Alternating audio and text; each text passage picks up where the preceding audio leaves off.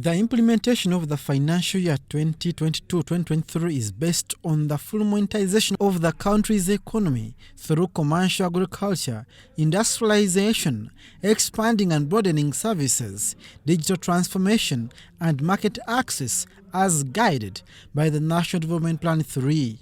The program budgeting systems need to be standardized along the NDP3 program. Implementation action plans. In this regard, the Ministry of Finance, Planning and Economic Development should work with and grant Office of the Prime Minister the user rights to review the section of the program-based system performance highlights before the budget framework paper and quarterly reports before quarterly reports are also approved. This will solve a problem where some MDAs are not developing and aligning their budget framework papers along the NDP3 outcomes. The assessment on the monetization of the economy was clustered into 4 categories. The first cluster is agro-industrialization through streamlining agriculture value chain. At the review stage, in the agriculture sector, government achieved 44% against the set target at the beginning of the financial year. Tourism managed to score 38%, mineral development scored 29.8%, petroleum development, government scored 73.2%, while natural resources, climate, land and water management, government scored 36.8%. We have increased processed agriculture exports. These have gone up. If you look at the value added in the current prices of from 44,179 of the planned 35,240. The second cluster is public sector competitiveness, where government scored 47.6% in manufacturing, and in private sector development, government scored 35%, while in digital transformation, government scored 60.9%. We have increased quality of e-service. Then we also have increased usage of e-services. But key areas with poor performance, we have increased ICT human resource capital and reduced cost of ICT services. In the living standard and productivity cluster, government scored 23% in human capital development and scored 35% in sustainable urbanization and housing. In regional development program, government scored 23%, while in community mobilization and mindset change, government scored 17.4%. Of skilled personnel to limit human capital development.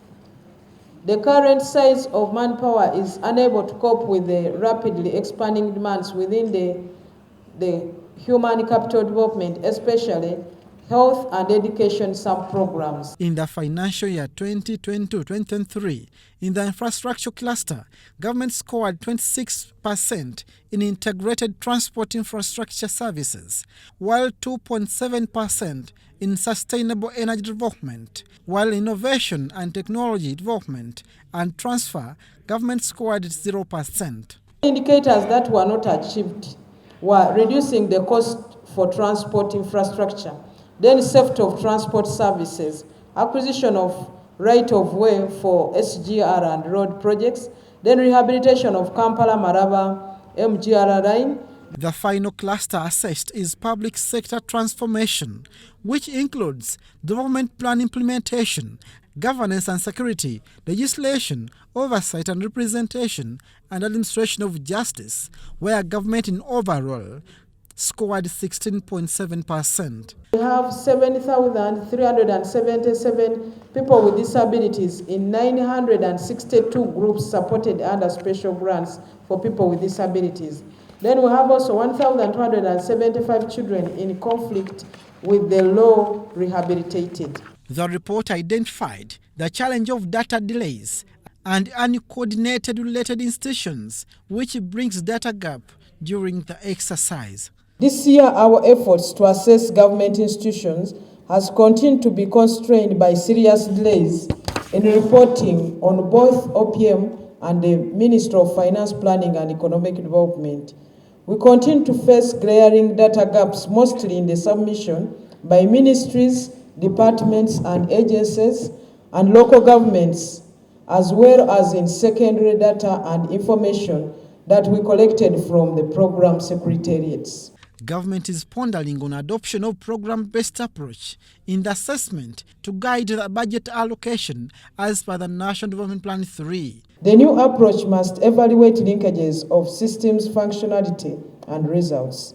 The focus has to be measuring the contribution of programs' performance and how they are tailored towards increasing average household incomes and improving the quality of the lives of Ugandans. The presented 2022-2023 National Annual Performance Review Report is pending cabinet scrutiny and appropriate action in achieving development goals. Kasule Lumumba and Lydia Chomkama for UBC.